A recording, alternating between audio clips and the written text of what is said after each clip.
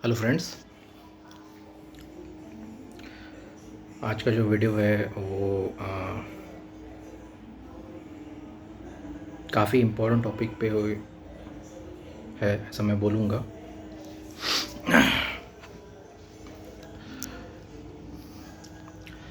आज का वीडियो है इम्पोर्टेंस ऑफ लो ब्रीदिंग।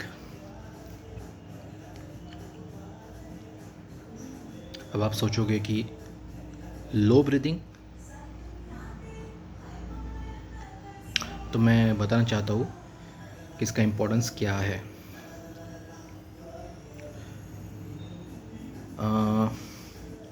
आपको जब भी मतलब खांसी आती है, डर लगता है, माइग्रेन, हेडेक, जो भी है, अस्थमा,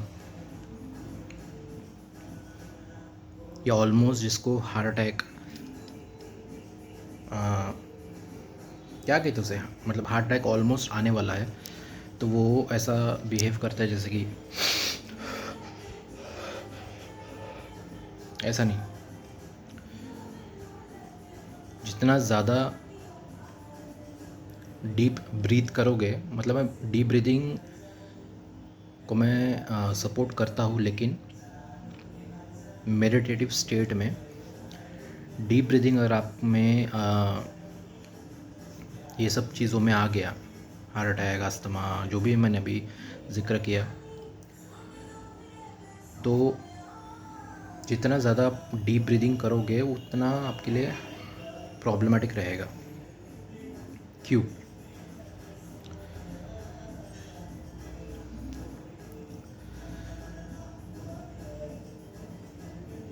क्योंकि बॉडी एंड माइंड का रिक्वायरमेंट ऐसा है कि डीप ब्रीदिंग करो, डीप ब्रीदिंग करो।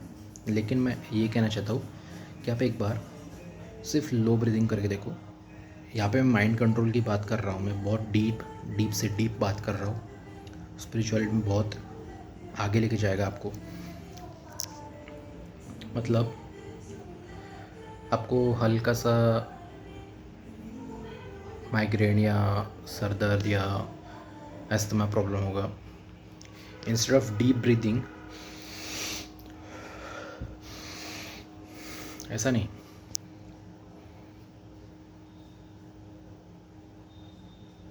बस दैट्स इट, बहुत लो ब्रीदिंग रखना है आपको।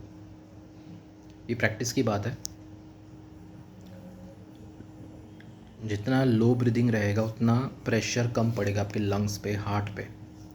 मैं स्टार्टिंग से कहता आ रहा हूँ कि अगर आप लो ब्रीदिंग रखते हो, क्योंकि आपका एक्सलेशन बहुत कम है, इन्हेलेशन भी कम है, तो हार्ट पे और लंग्स पे प्रेशर बहुत कम पड़ेगा। तो अब आप बोलोगे कि ये तो बहुत डिफ़िकल्ट है। हाँ, मैं ये नहीं कह रहा कि ये डिफ़िकल्ट नहीं है, डिफ़िकल्ट है। अब ऐसे सिचुएशन में फ़ियर इमोशन जो है अराइज़ होगा, आप पे हावी होने की कोशिश करेगा, लेकिन मैं माइंड की बात कर रहा हूँ। अपने आप को शांत रखिए और बस बहुत लो ब्रीदिंग करिए, बहुत लोएस्ट ऑफ लो जितना आप रख सकते हैं। मैं तो बस इतना कर रहा हूँ, इससे भी आप कम रख सकते हो, डिपेंडिंग अपॉन प्रैक्टिस। एक ऐसा स्टेट आएगा कि मतलब ब्रीदिंग करने की ज़रूरत भी नहीं पड़ेगी आपको। तो अगर आप बहुत कम से कम रखते हो तो उतना ही प्रेशर कम पड़ेगा हार्ट और लंग्स पे, और जितना हार्ट और लंग्स पे प्रेशर कम पड़ेगा उतना ही माइंड शांत रहेगा। क्योंकि मतलब जितना कम रहेगा माइंड उतना शांत रहेगा। माइंड, लंग्स और जो हार्ट है, ब्रीदिंग, हार्ट रेट और जो माइंड एकदम कनेक्टेड, ट्रायंगुलर वे में कनेक्टेड है।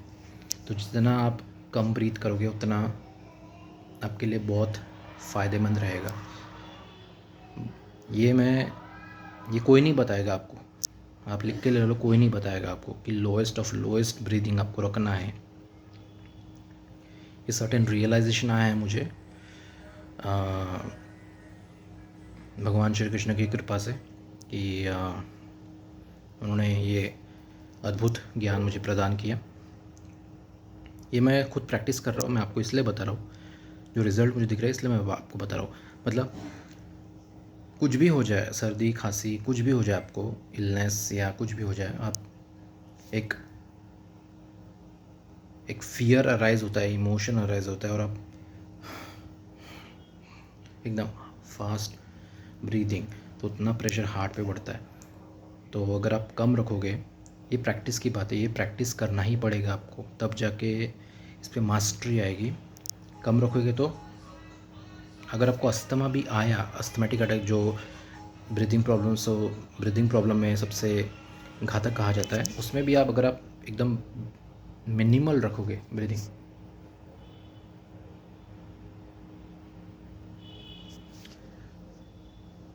तो आप खुद ऑब्ज़र्व करोगे कि पैनिक जो आपका आ रहा है अटैक, वो धीरे धीरे कम होते जाएगा, फियर भी कम कम होते जाएगा, क्योंकि इंटरलिंक्ड है माइंड और आपका ब्रीदिंग रेट या और हार्ट बीट, और आपका जो माइंड है जो इमोशन से लिंक्ड है वो कम कम होता जाएगा। तो यही कहने का तात्पर्य था कि breathing is very important, breathing regulate करना, ना कि हर बार डीप ब्रीथ करो।